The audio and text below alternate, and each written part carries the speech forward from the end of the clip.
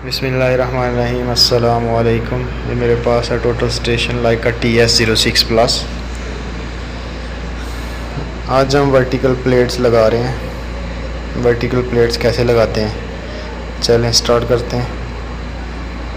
ये सामने मैंने काफ़ी प्लेट्स लगवाई हैं, चलें स्टार्ट करते हैं। सबसे पहले मैं प्लेट का बॉटम लेवल दिया, ये स्टील के ऊपर बॉटम लेवल दिया। उसके बाद ये एंगल फ़िक्स कर दिया। एंगल फ़िक्स करने के बाद उसके ऊपर 2 पॉइंट लगाए हैं प्लेट के, कोऑर्डिनेट लगाए। कोऑर्डिनेट लगाने के बाद इसके ऊपर अभी हम प्लेट को फिक्स करेंगे।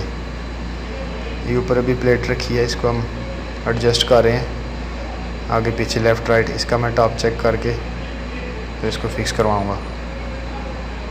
ये तरीका है जी वर्टिकल प्लेट्स लगाने का। उसके बाद हम एंगल बार निकाल लेंगे। ये वेल्डिंग की प्लेट को वेल्ड करके हमने अच्छी तरह चेकिंग के बाद नीचे से एंगल बार निकाल दिए। ये तरीका है जी वर्टिकल प्लेट लगाने का। वीडियो अच्छी लगी हो लाइक करें, शेयर करें। Thank you very much. अल्लाह हाफिज़।